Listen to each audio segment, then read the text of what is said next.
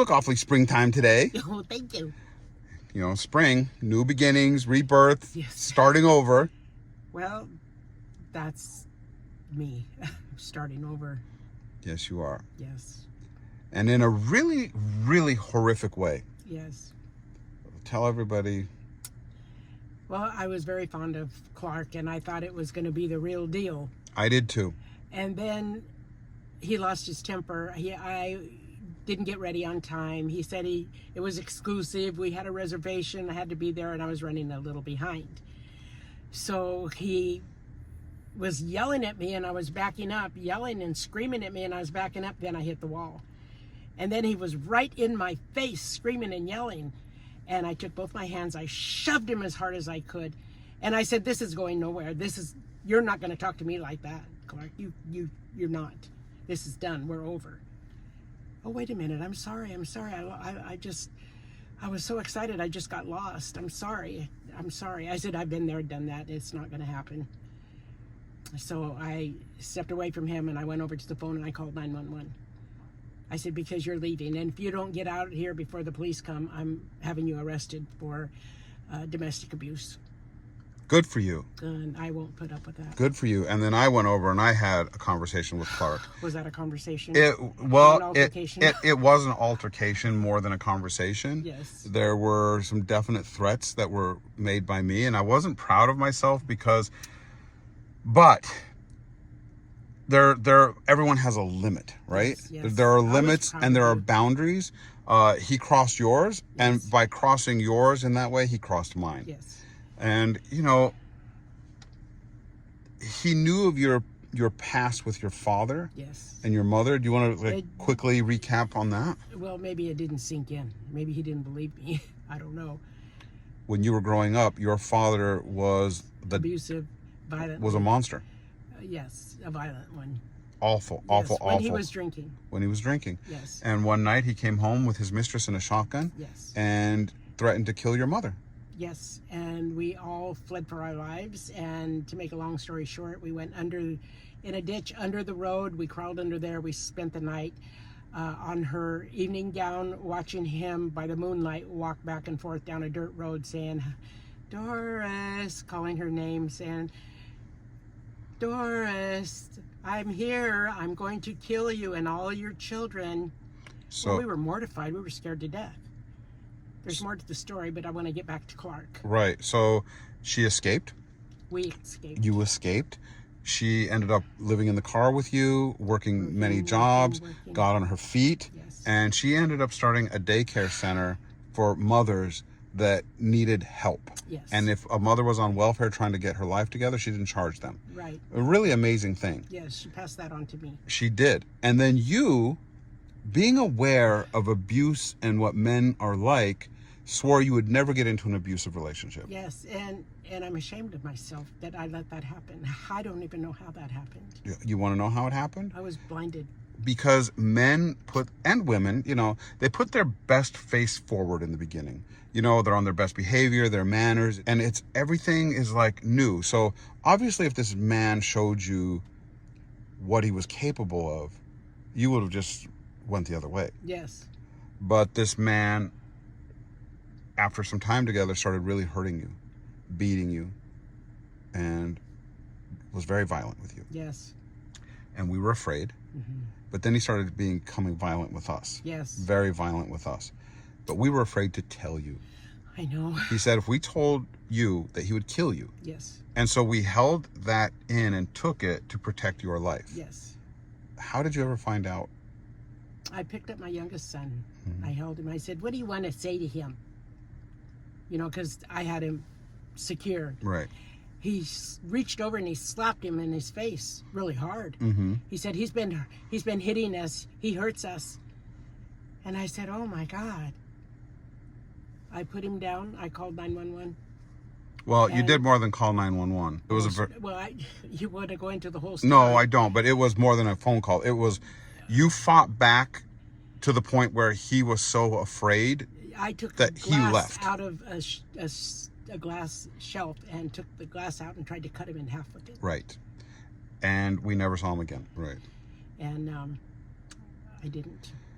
So that, obviously, with your father and your ex, you didn't date for a long time. Oh, many decades. Decades. Decades. Literally. That held me accountable to my true self. Yeah. Of what I think of men.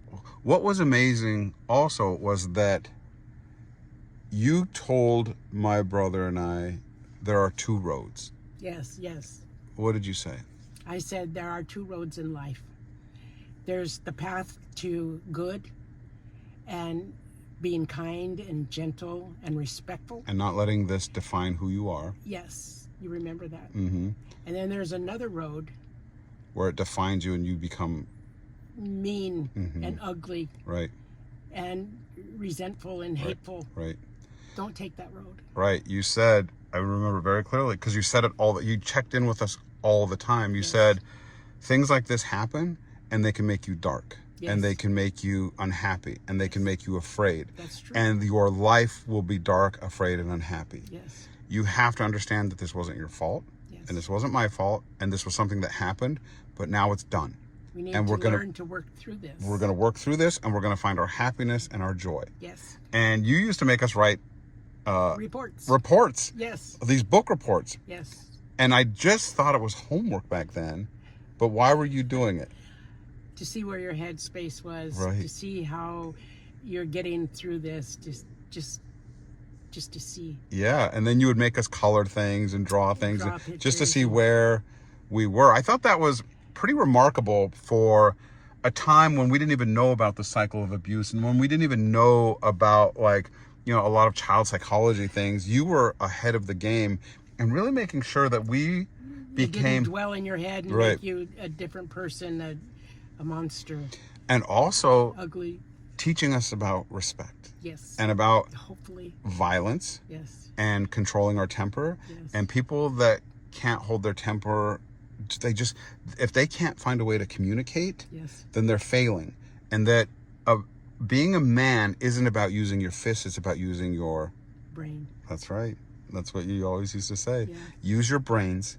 Not your back. Right. Use your brain, not your back. And use your heart. Your heart. And let your heart heal you. Yes. And guide you. And guide you. Yes. Yeah. That stayed with me.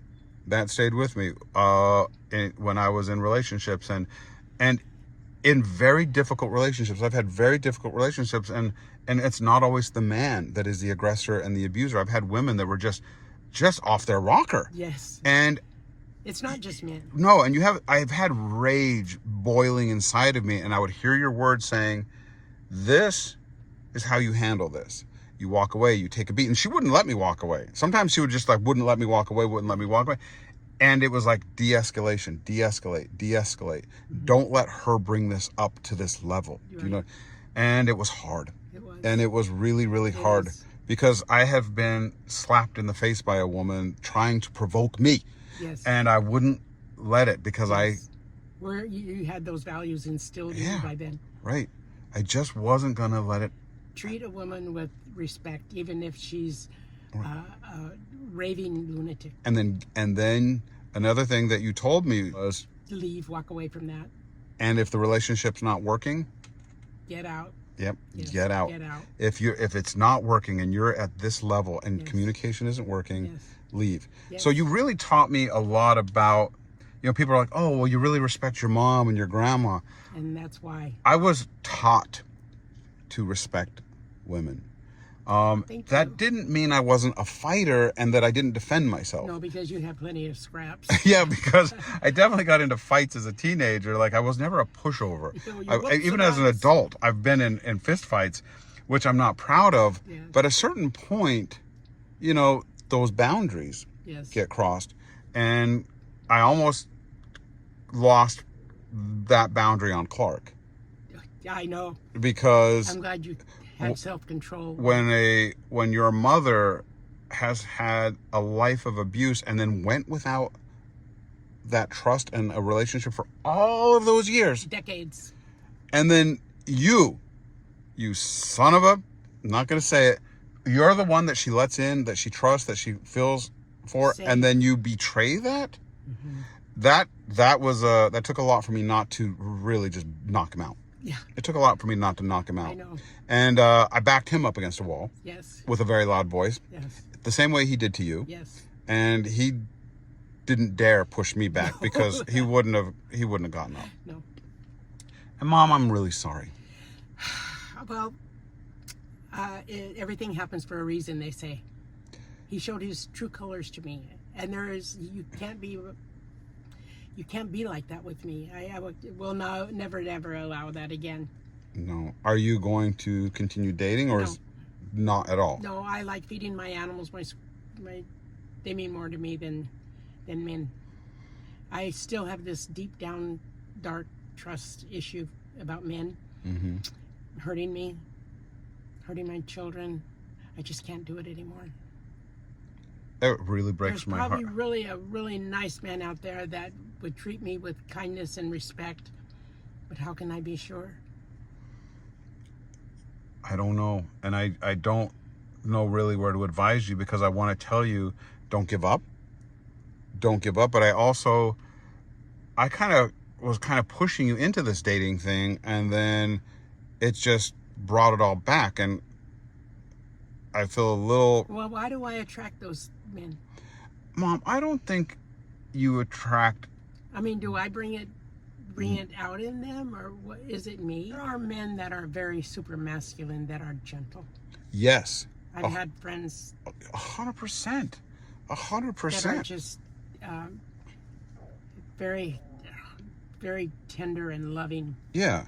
to my friends. I don't know. I just can't seem to round them up for me. Well, it's not that you can't seem to round them up. You don't, out of the billions of people on the planet, you Attract the weirdos. No, you don't attract the weirdos. You haven't been in the pool long enough. You know what I mean? Like, it's not like you dated 100 guys and the few that you have feeling. Now, he fooled me too. Yeah. He fooled me too. He looked like a gentleman. He was quiet. He was well dressed, well-mannered. really thoughtful about you, really attentive. Well, that's what these con men do, though, I think. Well, is he a con man? Yes. Okay. Well, in my opinion. All right. Yeah. Yeah. Well, he was very... He was like a gigolo or something. Well, he was deceptive because he was showing you one face. Side of him. And then when the politeness subsided, what you saw was pretty gross. Yeah. Yeah. It's too bad. It breaks my heart. I'm glad I found out before. I'm glad he lost his temper before I got any further into it when I wanted to move in with him. Right. Could you imagine? Could you imagine? Well, it would have been... Me having to get all my stuff, pack it up, and get out? No. How humiliating. No. There are a lot of women out there that you're not alone. I hope not. You're not alone. I mean, and you're not alone, because I remember as a teenager, when I was living in California, you told me something. At the time, I was really bothered by it. Maybe I'm still bothered by it.